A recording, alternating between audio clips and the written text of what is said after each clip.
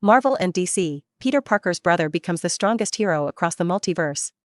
Like, share, and subscribe. Episode 31, Visiting Stark in Hell's Kitchen. Just when Luya was still considering which gang in Hell's Kitchen to start with, an uninvited guest arrived. Before I came here, I never thought that the environment here could be so bad. Stark, accompanied by Happy and several bodyguards, got out of his Audi R8 coupe. As soon as he took the first step into Hell's Kitchen, Stark was shocked by the filth and mess here. Seriously, Happy? Stark said, waving the cigar in his hand. I just didn't know there was such a bad place in New York. Actually, it's not the worst here, Happy complained in his heart, but did not say it out loud. In fact, in his opinion, this so-called Hell's Kitchen is really chaotic.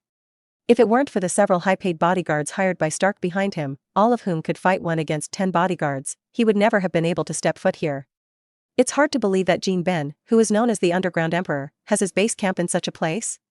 According to Stark's own understanding, even if Kingpin is a shady underground force, his capital is unquestionable. Shouldn't such a person's fundamental place be as luxurious as his own Stark Industries? In fact, Stark is not even satisfied with the company headquarters building now, and is already thinking about building a landmark building that will shock the world. While the two were talking, the men from the 2 gangs in front started fighting. The fight here is no small matter. Because of the share of the flower trade, the 2 gangs have already come up with a large number of hot weapons. A gang member was afraid of death. When he fled near Stark, he was shot dead by the bodyguard behind him. Oh my god. Happy looked at the gang members who were only a few meters away from him, and reached out to wipe the sweat from his head. I said, Mr. Stark, should we consider going back first? Hell's Kitchen seems a little too dangerous. Of course I'm not afraid, I'm mainly worried about your safety. If it weren't for Happy's slightly trembling voice, Stark might actually believe his reasons. Patting Happy's trembling broad shoulders, Stark smiled slightly. Man, it's time for you to lose weight. After saying that, he strode forward. The men of the Stark family will never back down when faced with danger. Not to mention. Stark looked back at some of his bodyguards. They all wear the latest technology from Stark Industries, so they are nothing to fear from mere gang members. Ever since, along the way, Stark has seen a lot. Happy, give them $100 each. Looking at the 2 dirty children, Stark turned his head and motioned for Happy to give him money. And this was the first time he had done this since he entered Hell's Kitchen. Mr. Stark, I have to say that today's expenses will be reimbursed when I get back. Having said that, Happy took out a bill and handed it over. The 2 children looked at the $200 bills in Happy's hand and took them excitedly. Thank you, handsome sir. The older boy realized that Stark on the side was the boss among the others, so he quickly praised him. This compliment made Stark very happy. He has always been satisfied with his appearance. Then, he looked at the boy who was talking to him. Can you tell me what you do for a living here? Along the way, there were crime scenes everywhere, and Stark didn't believe that the child could survive alone in this environment. In the past, when Mrs. Dicey could still go to the fields, she would do chores in some shops in exchange for some meager food to make a living. The boy explained that Dicey was the mother who adopted them. Stark noticed that the boy used before, so he quickly asked, so what now? Now. The boy lowered his head and said in a low tone, Mrs. Dais is not feeling well. She can't get out of bed now. But he quickly raised his head again, with a happy smile on his face. But it's much better now, we've grown up. Moreover, the boss from Pinyin Street next door, the Chinese, will give us easy work and give us fresh food. If Mrs. Dicey couldn't get out of bed, we would have planned to move to Pinyin Street. Pinyin Street? People of the motherland? Stark and Happy looked at each other. The first impression of a thing will largely determine a person's subsequent judgment of the thing. It's hard for Stark to believe that in such a simple place, there are people with such good intentions. When the boy saw that Stark didn't believe it, he quickly emphasized, it's true, the motherland said that he can give us shelter in Hell's Kitchen. In exchange, we just need to give him respect. Now many civilians like us have moved to Pinyin Street. Except for gang members, people in the motherland say that gang members are guilty of serious crimes and are not worthy of entering Pinyin Street. These words made Stark even more confused. Why, a savior actually appeared in Hell's Kitchen? With strong doubts, Stark said goodbye to the boy and walked in the direction of Pinyin Street he pointed out. In the distance, Stark saw a very unusual street. In other words, this street is simply out of place in Hell's Kitchen. Clean streets, eaves covered with red lanterns. To be honest, there seems to be a bit of a Chinese atmosphere around here. Stark still knew about the origin of the lantern. This should be Pinyin Street? It should be Mr. Stark, the boy just now said that we can see the difference at a glance. It's really different, it's quiet and clean here, and many people have happy smiles on their faces. Maybe I should change my view. Maybe the owner here, a native of the motherland, is really a savior figure? Stark shook his head. No. He has to reserve his opinion until he meets the owner here. At this point, Stark has completely forgotten the purpose of coming to Hell's Kitchen. It was obviously to observe the enemy situation in person. But inexplicably, he turned it into a day trip for sightseeing. However, Tony Stark at this stage has not experienced the setbacks in the future and has not grown enough yet. He is not the heroic Iron Man in the future, he is just a playboy in major newspapers. So it doesn't seem surprising that they do these things. At the Ping An restaurant, Luya suddenly heard Bray's report. Boss, someone said they saw a few strangers entering Ping An Street. Stranger. Refers to people who don't look like Hell's Kitchen civilians at first glance. Usually, Luya will send these people to sleep. New. Episode 32, Exploding Stark Gold Coins. Hell's Kitchen, Ping An Street. While Stark was still discussing how different this place was with Happy, they were blocked by several people. Unlike the previous conflict, the people who stopped Stark just stood in front of him. Guys, this is the boundary of Ping An Street. Please state your identity. Ellis looked at the well-dressed Starks in front of him and secretly became wary. The people who are now taking refuge in Hell's Kitchen are basically poor civilians. They all look sallow and thin. How can people like these people in front of me look very rich in their clothes? Ellis is the patrol team of Ping An Street and is responsible for patrolling Ping An Street every day to prevent gang members from other areas from entering. Although the reputation of the motherland has spread, including the long-term presence of Black Angel Erica. But there will always be people who are desperate and want to take risks. Therefore, under Bray's suggestion, the Ping An Street patrol team was born. Ellis Barker is the captain of today's patrol. Go and inform the boss. After stopping Stark and his group, Ellis quietly turned back and said to his younger brother. After speaking, he pointed the old-fashioned Beretta pistol in his hand at Stark and others. Seeing several bodyguards immediately blocking Stark's body, Ellis became more convinced that the other party was not a good person. Stark didn't force his way in, even though the old-fashioned Beretta in the opponent's hand was just a fire stick from the old era to him. Fortunately, it didn't take long before Luya's figure appeared on the street. Ellis turned around and saw his idol, a native of his country, at a glance. His boss did not refer to Luya, but to Bray, who was one step behind Luya. Lures only appear in Hell's Kitchen during the day when they are around, so many people on Ping An Street hear their names but don't see them. Speaking of which, today was the first time Ellis saw a lure up close. As a complete fan of the motherland, one can imagine his inner excitement. He glanced at Stark with a look of pity. If the other person was looking for trouble, then he had chosen the wrong time. Boss. As Luya came closer, Ellis and several other patrol members shouted excitedly. Luya nodded and looked at the stranger behind them who was reporting. Suddenly, Stark's handsome and unruly face came into Luya's eyes. It's Stark? Luya easily recognized his identity from his appearance. Not to mention the fame of Iron Man in the previous life, in this life, many newspapers often use large pages to report the tidbits about Tony Stark. Here, Stark was also shocked when he saw Luya's appearance. Young. Really too young. Stark originally thought that in Hell's Kitchen, the so-called ruler of the country would be a cold, mature middle-aged or old man. Such an image is in line with his understanding of underground gangs. But Luya's appearance is so young that even his extremely strong figure cannot hide it. So, this young boy is the person in charge of your Ping An Street? The so-called hairless mouth means weak work. Although Stark likes beautiful young women, he always treats young boys as children. After all, although he is romantic, he is already 30 years old. However, his words made other people around Luya angry. The existence of lore for the residents of Ping An Street is actually what Stark originally thought, a savior. Yes, saving people from fire and water, punishing evil and promoting good, isn't this the savior? Now everyone's savior is being called a brat, how can we not make people angry? Seeing almost everyone glaring at him, Stark knew that he had said the wrong thing. Moreover, more and more people were gathering here, and most of them had guns in their hands, which made him feel a sense of crisis. Stark now regrets his impulse. If a conflict breaks out, some of his men may not be able to protect themselves. After all, looking at the people surrounding here, there are already over 100 people. Here, in addition to some young men with guns, there are actually many old people and children. Although the elderly and children do not have guns, they still have weapons such as basins, pans, and rice spoons in their hands. Cough. Stark and Happy looked at each other, and then said jokingly, if the employees of our company can be so united, then our business will definitely be even more prosperous.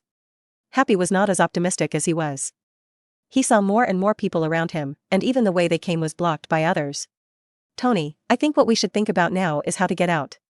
Big bosses usually don't fight each other to death when they meet, which is why Stark dares to set foot in Hell's Kitchen. Because if Jinbin dared to touch him, the counterattack he had prepared would not be something he could bear. I'm just afraid of some foolish young people who are not afraid of anything, they just do whatever they want, regardless of the consequences. Obviously, Happy is worried that the owner of Ping and Street is the latter type of person. Don't worry. Stark knew that Happy's courage was sometimes a little timid, so he comforted him softly. The other person doesn't look like a vicious person. Stark's judgment was based on Luya's handsome appearance and the support of the residents of Ping and Street. As a gangster, Luya's tall and handsome appearance naturally makes Stark dislike him. Stark took a step forward and looked at the hundreds of eyes around him staring at him. Although his heart was a little pounding, he still said calmly, "Hey, we didn't mean any harm." The people around him didn't say anything. They gathered around him, not to build momentum. After all, with the strength of the people of the motherland, they did not think that the group of people in front of them could cause any damage to Ping and Street. They just want to get closer to the big bosses from the motherland who are rarely seen on weekdays. "Tony Stark, I know you." Luya opened his mouth and said Stark's name immediately. As soon as Stark's name came out, there was a burst of exclamation from the surrounding people. Even the lowest denizens of Hell's Kitchen know about Stark Industries. The weapons they manufacture are world famous, and Hell's Kitchen also has many of their products. Moreover, those who can use the weapons produced by Stark Industries are considered successful people in Hell's Kitchen. Most people still use second-hand goods that have been eliminated from somewhere. For example, the Beretta in Ellis's hands has passed through many hands. Hearing that Luya recognized Stark's identity, Happy's heart tightened, and his fat body moved forward a few steps. If there was something wrong, he would cover Stark's intention to retreat. However, Luya is thinking about something else now. Just now, I was worried about the funds to build the school. Now, isn't the enemy here? Oh no, I should call my future sponsors. Lure is already thinking about how to get gold coins out of Stark. Episode 33, Negotiation. At the safe restaurant, Stark looked around curiously. Compared with other places in Hell's Kitchen, this place is simply another world. After seeing Lu Xian, who was serving plates, and Lu Hao, who came back from the teacher's house to help her, Stark looked at Luya curiously. Don't the children here go to school? Along the way, none of the children he saw seemed to be in school. He thought things would be different here on Ping Street, but it seemed that the children here didn't go to school either. Luya shook his head, pretending to be helpless. No way, there is no school here in Hell's Kitchen. Stark was a little surprised when he heard this. Can't you build it yourself? Good question. Everyone in the restaurant looked at this outrageous guy. They had not gone with Luya before, so they did not know Stark's identity. Luya was also a little speechless after being treated by Stark. Building a school? Not to mention all the formalities and all the darkness in Hell's Kitchen. Just to complete the construction of the campus will cost at least millions. Hearing Luya's rhetorical question, Stark was also stunned. $1 million, a lot? This is not Stark's pretense, he really feels from the bottom of his heart that $1 million is nothing. Okay. Luya rolled his eyes, then why don't you give me some support? It doesn't take a few million more. Anyway, to you, this little money is nothing. This time, it was Stark's turn to laugh. Although he is rich, he can't really give away millions to someone he just met. Hee. Stark thought for a while, but did not refuse completely, but asked Luya, then what kind of reward can you give me? He did not forget his purpose. Regarding the Jin dynasty's erosion of his military industry orders, he would cause more than millions of losses in the future. Since this young man named Luya can take root in Jinbin's territory, he may not have the ability to deal with Jinbin. If the other party can help me, then paying millions or even tens of millions of rewards is not out of the question. Luya didn't expect that Stark didn't immediately reject his casual remarks. You know, I only knew him for less than half an hour. It's very simple. When your life is in danger, no matter where you are, I promise to save your life. He has not forgotten that before Stark became Iron Man, he was kidnapped by the Ten Rings gang. It was also at that time that Stark created a turning point in his life and created the first model of the Iron Suit. Mark number 1. Seeing Luya speaking seriously and promising to save his life in the future, Stark didn't take it seriously. I am accompanied by bodyguards when I travel, and they are equipped with the latest technology developed by my company. If they can't protect me, then you. Stark did not continue speaking, but the intention in his words was obvious, that is, he did not believe that Luya could save his life at a critical moment. Luya looked at Stark's arrogant look and smiled lightly. Is this questioning your own ability? Luya stood up. For an instant, a strong wind blew in the restaurant, and then stopped instantly. By the time Stark reacted, all the weapons in the hands of the bodyguards behind him were in the hands of Luya. Dang. Dang. Dang. Various advanced weapons fell to the ground. Stark was shocked and quickly reached into his pocket. Where's my limited edition Sand Eagle? Looking at the lore again, he was playing with his Desert Eagle Mark 7, limited edition. Hey! This is not a good joke. Stark didn't know how Luya was able to collect all the weapons from himself and his men in an instant. But he had limited the power of the Sand Eagle, but he knew that at such a close distance, even large animals could be killed instantly. Luya looked at the Sand Eagle found in Stark's pocket. Its whole body was golden and it looked very coquettish. It can only be said that this is very consistent with the image of Tony Stark at this stage. Seeing the nervous Starks, the corners of Luya's mouth raised. Don't be nervous, I just want you to see if I have the ability to save your life. However, Stark didn't believe it at all. He said loudly, I thought the black forces on Ping and Street and Hell's Kitchen were different, but now it seems there is no difference at all. Luya didn't say anything about Stark's irritation. Instead, other people in the restaurant were irritated by him. Ping and Street is their home now. If anyone slanders their home, let alone Tony Stark, even God will give them a middle finger. However, Luya stretched out his hand and waved again, suppressing the excitement of everyone. Then, he pulled out the safety of the Sand Eagle. Click. The sound of the safety metal hitting was not loud, but it seemed to hit Stark's heart. It's over. The only thought in his mind at this time was that the elephant might not be able to withstand being hit by a Sand Eagle at such a close range. Although I am wearing a body armor now, I am afraid it is just paper. Then, Stark's pupil shrank. He saw that Luya actually raised his Sand Eagle and pointed it at his own head. This time, Stark was really confused. Ping and Street is so well managed, but its owner is actually a lunatic? However, what surprised him even more was that other people in the surrounding restaurants did not show any surprised expressions, as if they were not worried at all. Don't you want to persuade your boss? Then. Boom. Clang. The first sound was a huge sonic boom caused by the launch of the Sand Eagle, which reverberated throughout the restaurant like an explosion. Then there was a sound, and Luya caught the bullet with his bare hands. Yes. With bare hands. Stark, Happy, and the bodyguards behind them all stared at this incredible scene with their eyes widened. They all sighed. No, this is something humans can do? Ding dong. The flattened bullet in Luya's hand fell to the ground, making a crisp sound. I said. Luya looked at the stunned Stark and said softly, how about, do I have the ability to save your life? Although the ability to be unafraid of firearms is only a small part of his own ability, it is enough to teach Stark a lesson. Sure enough, Stark nodded numbly. The physical body was forcibly connected to the Desert Eagle. This scene was witnessed by himself in front of him, and there was no way he could fake it. At this moment, under his seemingly dull expression, Stark thought a lot. It might be worth spending millions to build a good relationship with such a person. Episode 34, Graduation Ceremony. Seeing Luya physically carrying the Sand Eagle with his own eyes, Stark was shocked, but also changed his mind. As America's top capitalist, Stark knows that there is extraordinary power in this world. Stark knows a lot about Luya's superphysical abilities. The nearest one is the Osborn Group, whose laboratories focus on developing bioenhanced pharmaceuticals. But like Luya, whose appearance is exactly the same as that of a normal human being, and whose defense can reach the level of carrying a Sand Eagle without any damage, Stark has to admit that he has never seen it before. Then, Stark immediately said, I agree to the deal.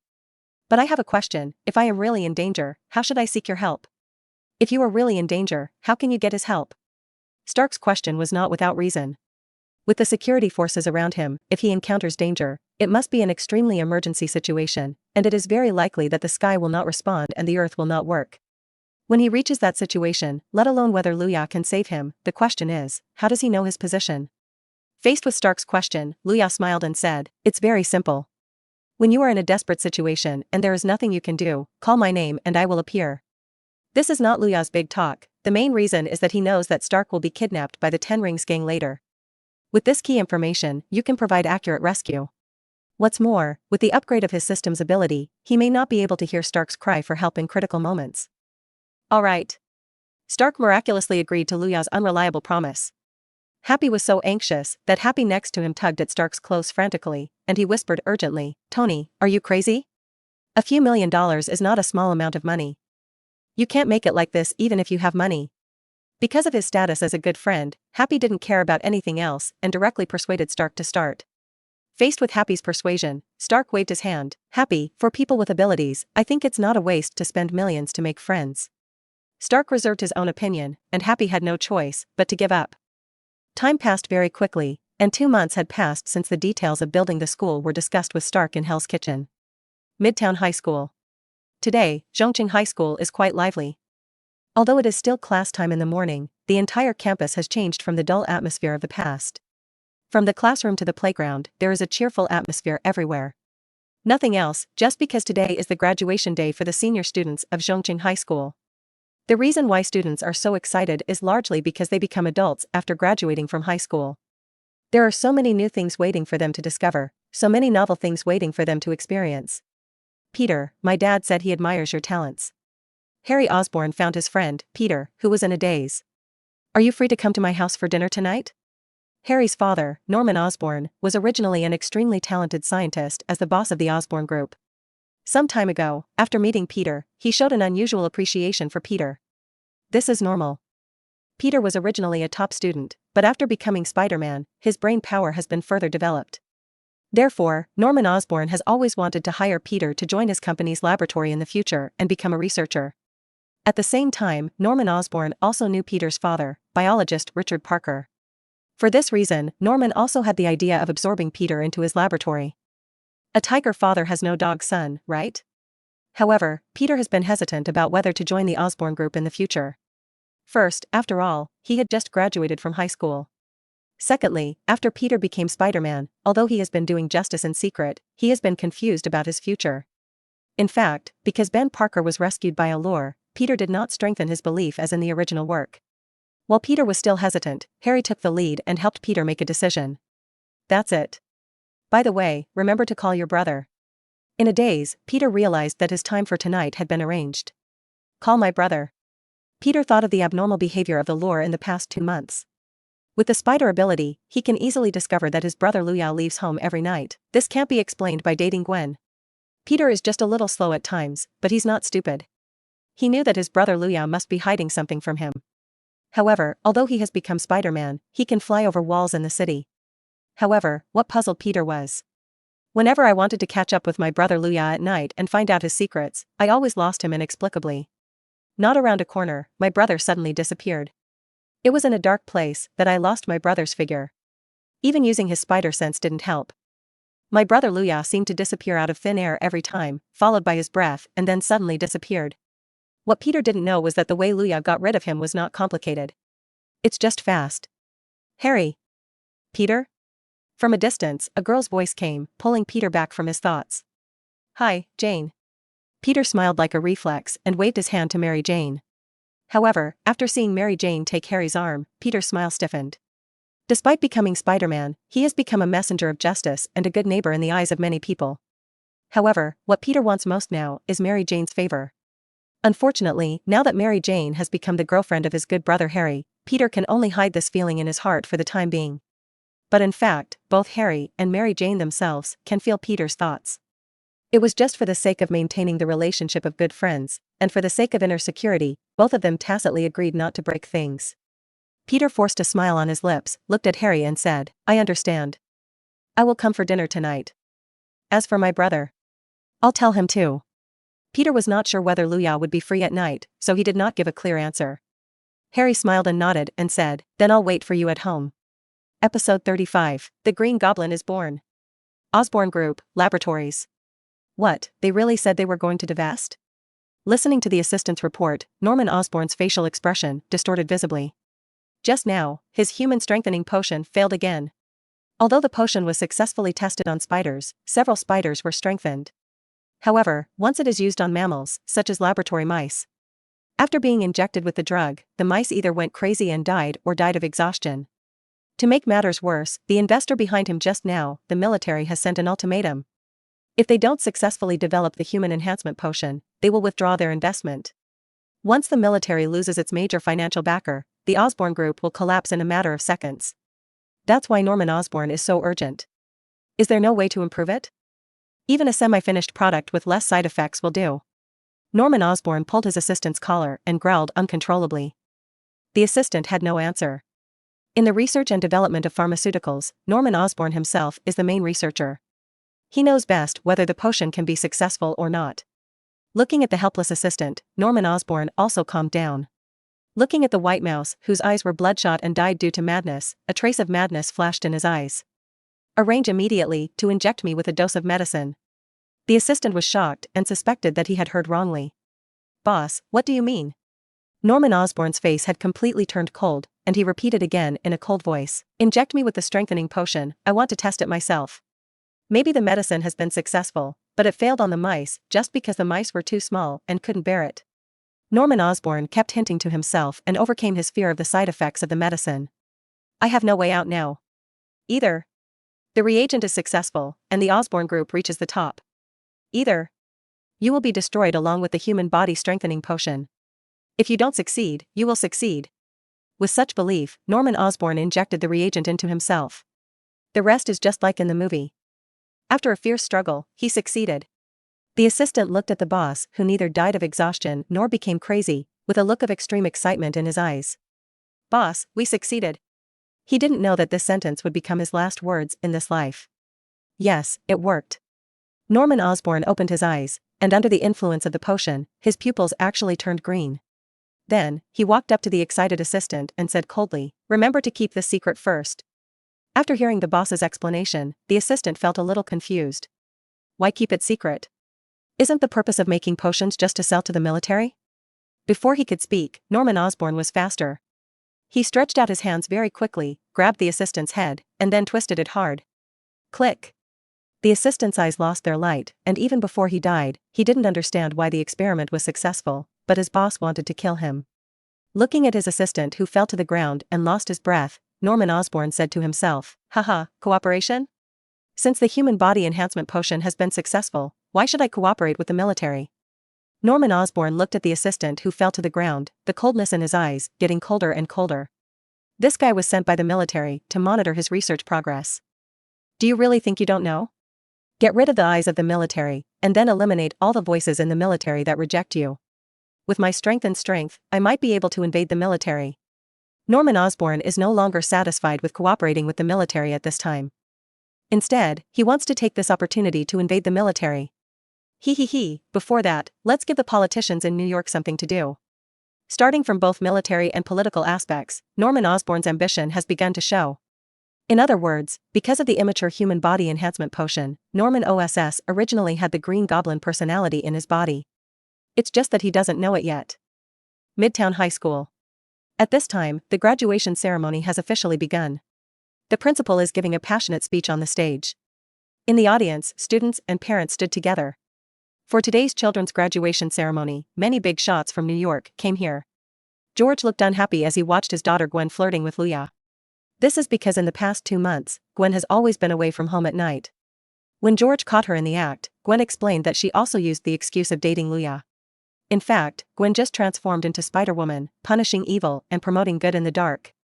Ignoring the resentful look in her father's eyes, Gwen excitedly discussed what she had seen in the past 2 months with Luya. "You know, that guy even robbed the old lady's wallet that night. It was so bad." Gwen was talking about the time she punished a mugger one night. She didn't hide the fact that she was Spider-Woman from Luya at all. Moreover, Luya is currently the only person who knows Gwen's true identity. At this time, Gwen said that when faced with the robber who had no bottom line, she showed no mercy and directly destroyed the man's legs. It's hard to say whether Gwen's style was influenced by Luya. Gwen proudly showed off her achievements. She is different from Spider-Man Peter. She is usually much more ruthless against criminals who have no bottom line. Well done. Luya agreed with what Gwen did. Even after these few months in Hell's Kitchen, Luya already has his own set of judgment rules in his heart. For those extremely evil people, Luya will send them directly to God. As long as they are willing to admit their mistakes and volunteer to labor in Hell's Kitchen, as free labor, Luya is still willing to give these people a chance. Luya believes that sometimes when there are too many criminals and they are too strong, the methods of the motherland may not be without merit. While the two were talking, Luya's ears suddenly moved slightly, and an unusual sound of breaking wind in the distance reached his ears. What is it? Now, thanks to the construction of the safe school in Hell's Kitchen, his reputation in Hell's Kitchen has reached an unprecedented rise. Therefore, the unlocking degree of his motherland template has reached 95%. His supervision allowed him to see a guy in a green suit standing on a green aircraft in the distant sky at a glance, heading towards the school. Interesting. By this time, the Green Goblin had already appeared. Episode 36, Kidnapping. The unlocking level is 95%, which means that the strength of Luya is almost the same as that of the full version of the motherland. In other words, almost all conventional weapons currently in the world are unable to harm lures. In fact, during his time in Hell's Kitchen, Luya was not attacked by killers sent by Kingpin. Like these killers sent by Kingpin, they have bodies that are far beyond those of normal humans. Or, bring advanced weapons. However, no matter what method they used to sneak attack, no one could harm Luya at all. It is precisely because of this that Kingpin has never made up his mind to eradicate this outsider from his roots. To put it in layman's terms, Kingpin was afraid that he would be killed by the lure instead of being killed by the lure himself. It can be seen from this that Luya at this stage is already in a state of near invincibility at the mortal stage. Except for weapons with huge destructive power like hydrogen bombs, it is difficult to find any weapons that can break the Luya's defense. Looking at the Green Goblin flying towards the school from a distance, Luya was thinking in his mind. Of course, you can kill him with one move, it's very simple. But it seems there will be more to gain from sparing his life. The Osborn Group is not a small company, although it is not as good as Stark Industries in the future. But at this stage, Osborn Group is undoubtedly a giant. The huge funds it possesses are what Luya is in urgent need of now. Therefore, in an instant, Luya made a decision in his heart. At this time, Norman Osborn, or the Green Goblin, already standing on his aircraft, he came to the sky above the school. It might be his first time flying with an aircraft, so he is not yet very skilled in its operation. On the playground, a large number of teachers, students, and parents saw the Green Goblin as soon as they looked up. However, they are not aware of the danger yet. Instead, I lamented the advancement of technology and the handsomeness of the Green Goblin aircraft. Some students looked at the Green Goblin slowly descending from the sky and marveled. Is this a rehearsed performance at school? It's so cool. Yes, but is it possible to build a manned aircraft now? On the podium, all the teachers looked at each other with wide eyes. Is this your class's graduation show? No, we agreed to just put on a show, but you are so interested? The most confused person is the principal standing in the middle, Morley Tower. Morley Tower looked at the slowly approaching Green Goblin with doubts in his heart. I obviously know all the programs for the graduation ceremony, but there doesn't seem to be any flight program? Playground below. May looked at the roar of the Green Goblin aircraft in the sky, feeling a little uneasy in her heart. She looked at her husband Ben and said, Ben, I feel a little uneasy in my heart. Will something bad happen? I have to say that May's sixth sense is very accurate.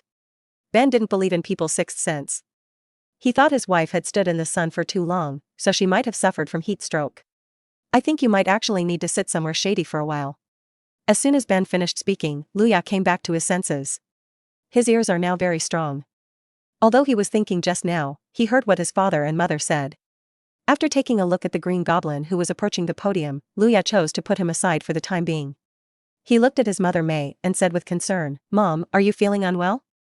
Let me take you to a shady place next to you, to have a rest. Although he was absolutely confident in taking down the Green Goblin, even if there was a 1 in 10,000 chance, Luya would not want his parents to get hurt. Just like in the movie, Thanos never imagined that Doctor Strange would find the 1 in a million chance of a comeback. Oh, no, everyone is standing here. I'm afraid it wouldn't be a good idea if we leave first. At this time, Peter on the side also intervened and persuaded, I agree with my brother, you may need to take a rest. Aunt May is already very old, and she has silver hair at this time. Listening to the concerns of her husband and 2 children, May smiled and followed the 3 of them to the shade next to them, half pushing and half refusing. Auntie, what happened? Gwen, who had been playing the good girl to her father George today, raised a concerned question after seeing May being supported by 3 Luyas. Hey Ben, can you help me? George also said hello in time. He and Ben were good friends and wanted to see if he could be of any help. It's not in the way. Seeing that the team surrounding her seemed to be getting bigger and bigger, May quickly waved her hands to show that she was fine. Thank you very much. What people didn't expect was that Luya agreed at this time. Seeing his son's reckless appearance, Ben said unhappily, Son, I think I taught you not to trouble others easily, especially when you can do what you can. Infinite strength and invulnerability are only a trivial ability of Luya. In Hell's Kitchen, the motherland is the most influential and respected motherland. The patron saint of Ping and Street and the nightmare of gang members. Although Luya has such achievements, he still cannot avoid being educated by his father. But Luya is totally alive and enjoying it. This is the loveliness of human nature. Dad, I think we really need Uncle George to help disperse the crowd in front. This is for Mom, isn't it? Luya blinked, revealing a side that was the opposite of his coldness in Hell's Kitchen. If the residents of Ping and Street knew that the man they admired from the motherland was actually a good boy in front of their parents, their image would collapse. Ben looked at the crowded students and parents along the way and had to admit that his son Luya did think more than himself. Excuse me, George. George chuckled and said, "There are not many opportunities to help well-intentioned Ben. George's words also show that Ben is a person with a sense of responsibility and justice. When others need help, he always lends a helping hand without hesitation. This is why George remained sane when his daughter said she dated Luya every night. He wanted to believe that children who came out of a tutor like Ben would definitely not do anything outrageous. Otherwise, if it were a boy from another family, he might have already found the other parent for in-depth communication. In front of the podium, Green Goblin Norman Osborn controlled the aircraft and landed in front of Principal Morley's tower. He laughed harshly in his throat and said, "Hello, Mr. Principal." Morley Tower looked at the Green Goblin with some confusion, and asked with some confusion, "Do we know each other?" Episode 37, The Green Goblin with Extraordinary Strength. Morley Tower actually knew Norman Osborn. As the president of a school, Morley knows quite a few business tycoons and New York officials. As the boss of the Osborn Group, of course he knew Norman Osborn. However, at this time, Norman Osborn was already under the control of the Green Goblin. His voice was hoarse and cold. Not to mention Morley Tower, even Norman Osborn's son Harry would never recognize his father's voice. Faced with Morley Tower's questions, the Green Goblin had no intention of explaining. Instead, he grabbed his collar and then pulled hard. "Oh. My. Karma." The whole playground rang with exclamations. What did they see? The principal of Zhongqing High School was actually pulled into the air by the guy who was standing on the aircraft just now. Hey, that's not a good joke. Facing an altitude of tens of meters above your feet, once you fall, you will be paralyzed even if you don't die. Morley remained calm on the tower and asked calmly, "Tell me, what do you want to do?" He believes that he is dedicated to his work and has never had any major conflicts with others. So he believed that the other party must come with a request. He. The Green Goblin let out a harsh laugh again, and then continued, "Mr. Morley Tower, I really need your help." Morley Tower was sure that as long as he asked for help, the matter could still be solved. However, the Green Goblin's next words made his heart skip a beat. "I need you to be missing. That's the biggest help to me. I think Mr. Morley Tower will not refuse to do this little favor for me." As he spoke, the Green Goblin laughed crazily. Two pumpkin-shaped spherical objects ejected from the side of the aircraft and landed in the hands of the Green Goblin. Morley Tower looked at the two glowing green spheres and asked loudly, "What do you want to do?" Pumpkin bomb, the Green Goblin's signature weapon. It is not a bomb in the ordinary sense. The complex ingredients inside are the latest results of the Osborn Group's early research. Its explosion is so powerful that it can even seriously injure Spider-Man and Venom. The Green Goblin is still laughing wildly. "What do I want to do? Can't you just watch?" With that said, the Green Goblin aimed the two bombs in his hands at the playground.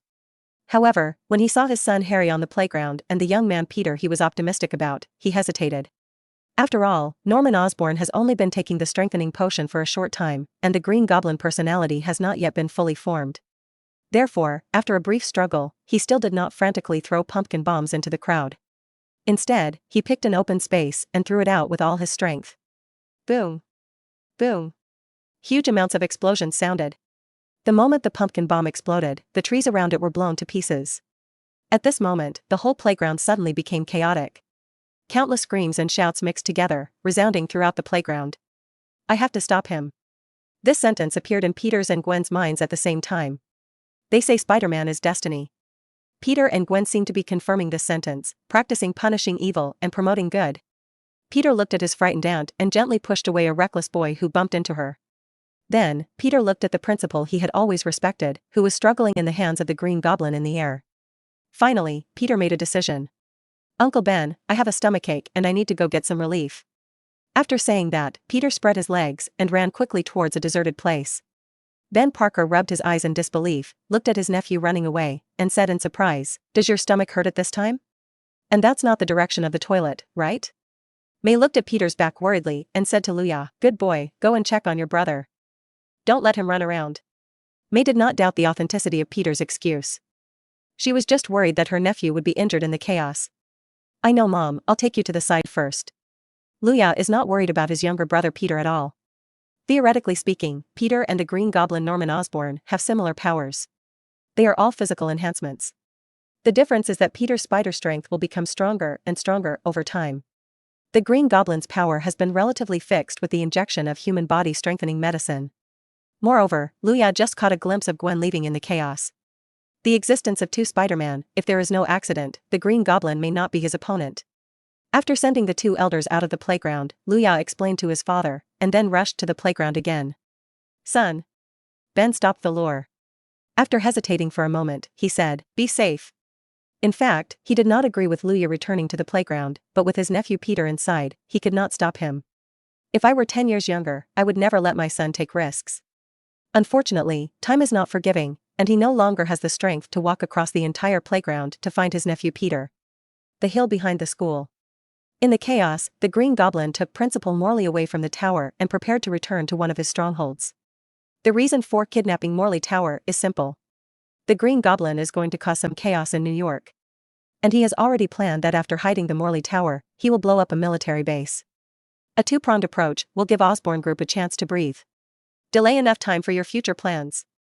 However, the Green Goblin was not so proficient in controlling an aircraft for the first time. When he just flew to the mountain behind the school, two figures, one red and one white, descended from the sky and stood in front of him. Spider-Man and Spider-Woman? Why are you here if you don't play your good neighbor game? The Green Goblin is a little annoyed, and his hatred of Spider-Man is real. Because Spider-Man's kind side deeply hurt Norman Osborn's heart at this time, making him want to get rid of the Green Goblin's control. However, after switching expressions several times, Norman Osborn still failed. This is not surprising either. The birth of the Green Goblin was a coincidence, spurred on by a human strengthening potion. However, it did not appear out of thin air. The Green Goblin personality is the dark side of Norman Osborn, it already exists. So, how could Norman Osborn get rid of himself? Peter glanced at Spider-Woman beside him. He was so stupid that he didn't know that the person under the white suit was his brother's girlfriend, Gwen. This time is also the first collaboration between the two Spider-Man. Gwen nodded at Peter. She does know the identity of Peter Spider-Man, of course, it's not difficult to guess. The next second, double copies of the spider silk shot at the Green Goblin. The extremely sticky spider silk is like a big net, directly entangling the Green Goblin. Gwen and Peter's faces in their suits were overjoyed at the same time. They didn't expect it to go so smoothly. However, the smile did not last long. The Green Goblin smiled coldly, and then used his arms to exert force. Bang! Bang! Bang! The tough spider silk made a snapping sound like fried beans. Luya still estimated that there was something wrong. Since both Peter and Gwen in this world have become Spider-Man at the same time, the Green Goblin may naturally be different from the original work. Episode 38, Justice. In the movie, the Green Goblin's physical body has been greatly strengthened after taking human enhancement drugs. However, the degree of this enhancement is also limited, about 8 times less than that of normal people. However, the Green Goblin now in front of Peter and Gwen, his physical fitness is definitely not only 8 times that of a normal person. Peter wiped the non-existent cold sweat on his head, his right arm trembling slightly. When he was competing with the Green Goblin just now, his own strength was obviously at a disadvantage. This is impossible. Peter didn't understand why this was happening. Over the past few months, my strength has obviously been growing. Just a few days ago, in order to save people, I used spider silk to stop a medium-sized truck of about 10 tons. Gwen was the first to come to her senses. Her speed was more agile, but her strength was much lower than Peter's. His power is much greater than ours, don't compete with him. After saying that, Gwen pressed the spider silk launcher in her hand and wrapped it directly around the Green Goblin's legs.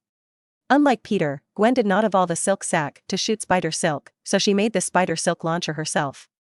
After hearing Gwen's reminder, Peter quickly shot out spider silk from his wrist again. Looking at the spider threads attacking his legs, there was no trace of panic on the expression under the Green Goblin mask. Ridiculous. He first used Morley Tower as a shield to block Gwen's spider webs. Then, the Green Goblin took out 2 flying knives engraved with green lines from his waist. Stab. As expected, Peter's webbing was cut off as the flying knife was shot. Spider-Man. Spider-Woman. The Green Goblin called out their nicknames. Do you think this house-style justice game is fun? Maintain justice? Maintain law and order? Then do you think this guy in my hands is just? Saying that, the Green Goblin smiled and lifted Principal Morley's tower. He has done so much for us, Principal. Of course he is just. Peter blurted out. In his opinion, Principal Morley Tower is a rare and good principal. His concern for the construction of the school and his concern for students are obvious to all. However, when the Green Goblin listened to Peter's answer, he looked at him deeply. Principal, we. He noticed the flaw in Peter's words. Who would directly address Morley Towers as principal and who would use we?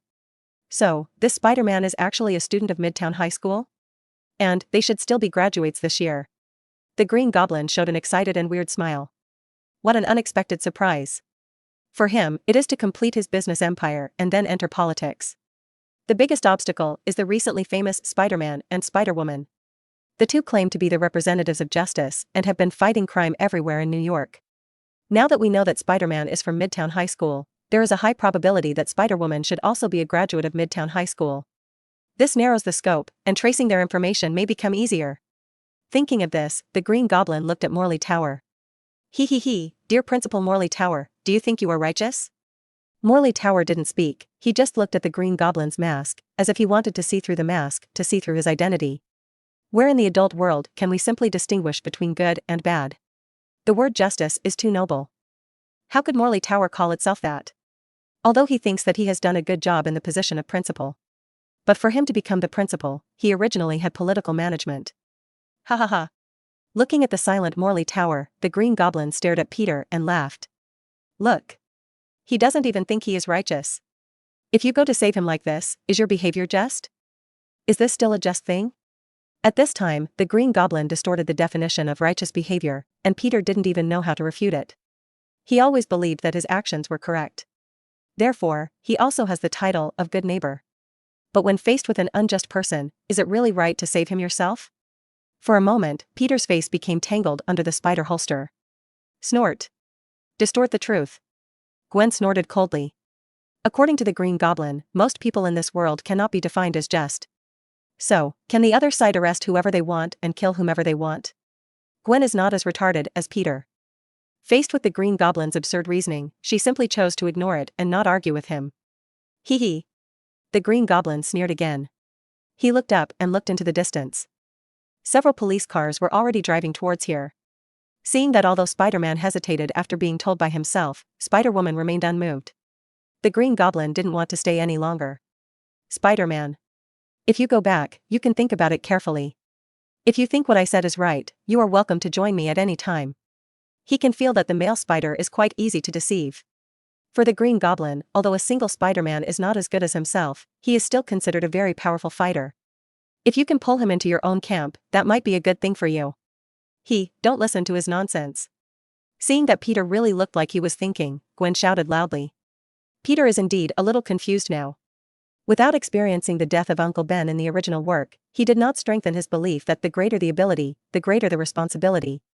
Although from the perspective of ordinary people, some people will say that the greater the ability, the greater the responsibility.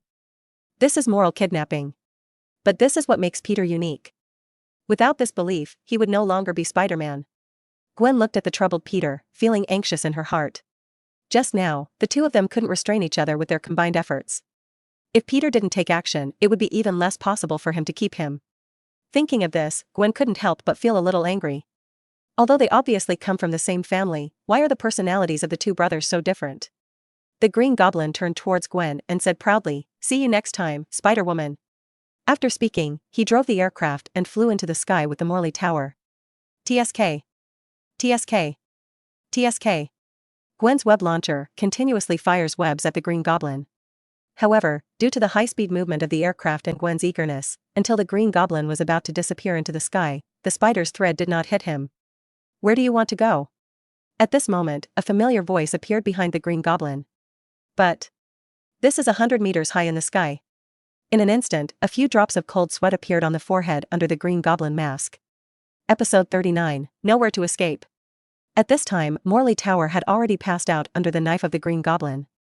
The Green Goblin slowly turned his head and saw an overly young yet familiar face. Lu, yeah? The Green Goblin called out Luya's name. Because he admired Peter, a talented young man, he got to know Peter's family. I know he has a brother, Luya Parker.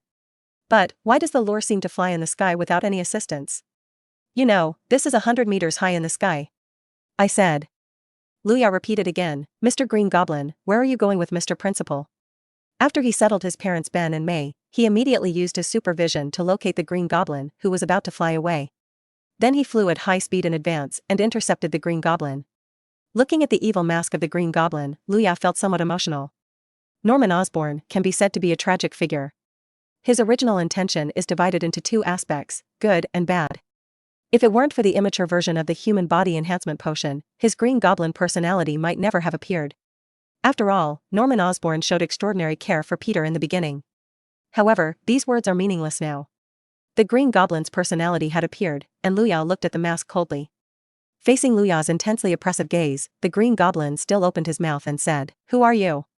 Of course he knew the lore. But how can humans fly? This is not scientific at all. Norman Osborn devoted himself to scientific research, but the flying lore today broke his worldview. If there really is a Superman-like existence in the world, then what does my own research count? A joke? Luya didn't care about his feelings, and didn't reply to his question. He just said lightly, "Give you a chance, put down Principal Morley Tower, and I will spare your life." Such a confident manner made the Green Goblin's eyes flash. He is the evil personality of Norman Osborn, so how could he be so easily threatened? Forcibly suppressing the surprise in his heart, the Green Goblin snorted coldly, "Okay, I'll put him down." After saying that, he loosened his hand and actually dropped the Morley Tower directly from a height of 100 meters. With Morley Tower's mortal body, if Luya doesn't take care of him, he will definitely be broken into pieces when he falls to the ground. Everyone likes to be a hero, that's great. The Green Goblin said fiercely, "Let's see if you go to save people, or if you want to arrest me." The distance of 100 meters is not short, but it is not long either. At this time, Principal Morley Tower is almost close to the ground.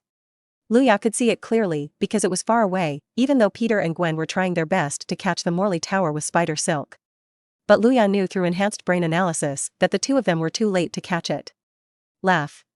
Luya sneered, then suddenly turned around and flew downwards. Boom. Huge amounts of sonic booms sounded. The lure successfully caught Morley before the tower hit the ground. Seeing Peter and Gwen arriving, Luya casually threw the Morley Tower towards Peter. "Take him back." After Peter reached out to catch the principal, he said in a daze, "Oh okay, you." He had too many questions to ask his brother at this time. How did he save the principal from the Green Goblin? Why can he fly? However, when he thought that he had also concealed Spider-Man's identity, he didn't know how to speak. Of course, Peter thinks that no one knows his identity as Spider-Man, it's just his wishful thinking. At least Gwen easily figured out his identity. Not to mention the lure that had witnessed him being bitten by the chosen spider. Gwen's heart palpitated as she looked at the flying lure that produced a sonic boom. "We haven't seen you for a while, and he's getting stronger again." Luya ignored the two people's mental activities and raised his head to look at the Green Goblin.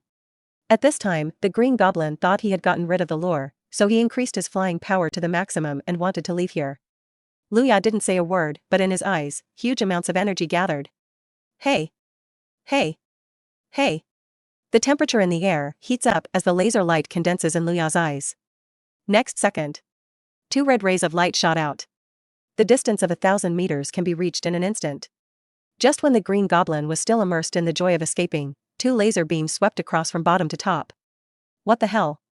Feeling the strong danger behind him, the Green Goblin shouted angrily. Bang! Because of the distance, the power of the laser light was weakened, but it still successfully cut off most of the aircraft's jets. Suddenly, the Green Goblin stepped on the aircraft and staggered towards the ground. It was not until it was less than 10 meters away from the ground that it stabilized its figure. However, at this time, in less than 2 seconds, Luya was almost behind him. He didn't know what would happen to him if he was caught, but he thought it would not be good. At this time, he felt a soreness in his left leg. Looking down, he saw that the Green Goblin's suit on his left leg had turned into charcoal, revealing his severely burned left leg. "Don't even think about it." The Green Goblin roared, with a crazy look in his eyes. With a wave of his hand, a large number of pumpkin bombs flew out of the Green Goblin's suit. Go! More than a dozen pumpkin bombs scattered out, and right in front of them was an office building. Stop! Peter, who used spider silk to rush over at high speed, shouted loudly. He and Gwen fired the spider silk in their hands continuously, trying to block it. Unfortunately, the distance was too far, and most of the 2 people's spider webs were empty, and only 2 or 3 pumpkin bombs were intercepted. Help them, brother! In desperation, Peter still called out Brother Luya. Of course, Peter couldn't care about such things at this time. Oh. Seeing the Green Goblin holding his left leg and flying away crookedly, Luya chuckled. Using his legs, he rose directly from the ground. Under the force of his recoil, the ground cracked into a spider web-like crack. Boom boom boom boom. In Peter's horrified eyes, Luya directly blocked all the pumpkin bombs with his flesh and blood. Elder brother? Peter's heart seemed to pause for a moment. Such a violent explosion, he couldn't believe how his brother would be affected. Beside her, Gwen's expression was quite calm. She knew that Luya's body was very powerful and could withstand gun attacks. Moreover, Luya never does anything he is unsure of, so these bombs will most likely not work on him. Really? When the smoke dissipated, the lure appeared in midair, intact. Perhaps for him, the only thing damaged was his clothes. At this time, Luya had only one thought in his mind. It would be great if I had the legendary biological force field. Looking at the Green Goblin flying away, he shook his head. He was even more looking forward to the party at Norman Osborn's house tonight. Escape, really escape? Episode 40, The Green Goblin's Family Banquet. At home, in the secret room of the study. The Green Goblin, who narrowly escaped, was leaning on the chair. He took off the Green Goblin mask, revealing Norman Osborn's extremely pale face due to blood loss. Click. As the Green Goblin mask was placed on the shelf, the Green Goblin personality also hid in Norman's mind. At this time, Norman Osborn had only been injecting human enhancement potions for a short period of time, and he was still able to control the Green Goblin personality independently. Well. A howl sounded. Norman Osborn looked at his left leg. Underneath the damaged Green Goblin suit was a large area of burnt muscle. If not for the distance of thousands of meters. If the aircraft hadn't suffered the damage first. Maybe today I will lose my left leg forever. A look of fear flashed across Norman Osborn's eyes. Now thinking back to the 2 laser beams emitted from Luya's eyes, which were over a kilometer away, it still made him break out in cold sweat. I originally thought that Spider-Man and Spider-Woman were the stumbling blocks on my way forward. Now it seems that the boy named Luya Parker is probably the one. Fortunately, he doesn't know my identity yet. Norman Osborn thought so smugly. Because Peter's family and Mary Jane are being invited to the dinner tonight, Luya will definitely come. Thinking of this, Norman Osborn quickly dealt with his leg injury. Lore. How about my clothes? Your father won't hate me, right? At the door of the house, Harry Osborn brought his girlfriend Mary Jane, followed by Luya and Peter. Looking at Mary Jane, she looked worried about meeting her parents. Then he looked at his younger brother with a wretched look on his face. Luya shook his head expressionlessly. He was a little speechless in his heart. Maybe it's because Bayuiguang is really very lethal to young people. However, now that you have become Spider-Man, is it really necessary to still be so licky in a relationship? Besides, my younger brother Peter is really hesitant about relationships. But in Luya's view, Mary Jane is really not an innocent girl. Just look at her 2 boyfriends. The first one is the school bully, Thompson.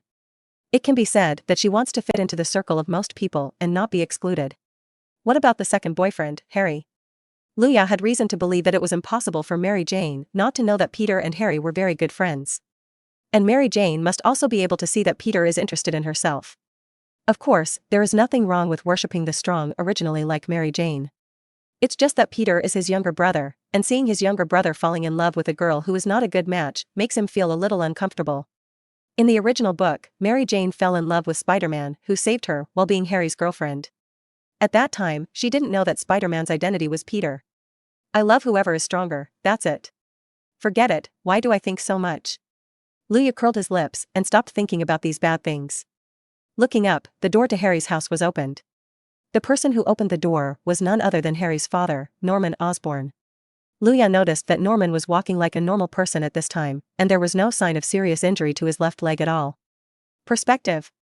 Luya's eyes were focused, so Norman's pair of trousers disappeared in Luya's eyes. Of course, Luya is not a pervert. Since unlocking the ability of clairvoyance, Luya has not used it a few times, and this time it happened to be used on Norman's injured leg. Through perspective, the burnt flesh on Norman's left leg had completely disappeared, and it looked like it had been violently removed with a knife. The new flesh and blood is tied with a large amount of gauze, and it is visible to the naked eye that granulation is growing at the wound. The reason for the body strengthening medicine, I didn't expect that the human body strengthening potion was so effective that it could actually give an ordinary person like Norman such strong self-healing ability. However, this kind of self-healing ability seems to be quite common in the Marvel world. Luya suddenly thought of Captain America for no reason. He also gained extremely strong physical fitness after being injected with the strengthening medicine Super Soldier Serum. At this time, Norman's voice broke Luya's thinking. You're back. Norman looked at his son holding Mary Jane's arm, and a trace of imperceptible displeasure flashed across his face. Then, he looked at Peter warmly and hugged him gently. Hey Peter, how was your graduation ceremony today? Call. Seeing his father being so enthusiastic about Peter, Harry sighed helplessly and turned to look at his girlfriend Mary Jane. If an outsider looks at it, Norman's indifference towards his son Harry and his enthusiasm for Peter. They will definitely think that Peter is Norman's real son, and Harry is just adopted. Because Norman is so kind to Peter, he always cares about him every time he sees him. Faced with Norman's enthusiasm, Peter replied with great respect, "Uncle Norman, there was a little accident at the school's graduation ceremony today. You can find out by watching today's news." Peter explained briefly. Then, Norman looked at Luya, the young man who ruined his good deeds and seriously injured himself today. Looking at Luya's ridiculously tall figure, Norman showed the same smile as when he faced Peter. "Luya, I heard Harry talk about you. Why, didn't your father and mother come today?" Norman's tone is still very enthusiastic, much like an elder who cares about the younger generation. If Luya didn't know his identity, he really wouldn't be able to recognize his acting skills at all. "Oh." Luya chuckled, "I still have plenty of time in the evening anyway, so I'll play with you." Something happened at the school graduation ceremony today. Mom was a little frightened. "She is resting at home. Dad is with her." "Okay, as long as the person is okay." Norman nodded, then turned around and led everyone into the house. The moment he turned his head, his eyebrows twitched violently. When Luya chuckled just now, he almost thought that the other party recognized him. "Dad." Harry spoke. He took Mary Jane's arm and took a step forward, then said, "This is Mary Jane." After saying that, he looked at his father steadily. Mary Jane wanted to make a good impression on Norman. It's just Norman's strong aura when facing ordinary people that made her say her first words until now, "Hello, Uncle." Norman wanted to pretend that he didn't see Mary Jane, but at this time his son had already mentioned it, and the other party greeted him again. Norman could only nod his head, "Come in quickly, don't stand outside the door." Looking at Mary Jane's red hair, red clothes, and the little family look when she greeted herself, Norman looked uncomfortable. In fact, unlike Harry's belief that his father Norman was too indifferent to him, Norman cared a lot about Harry, his son. He was just too strict with Harry and couldn't express himself, which led to the embarrassing situation between father and son. At this time, Mary Jane felt even more uneasy when she saw Norman's tepid attitude towards her.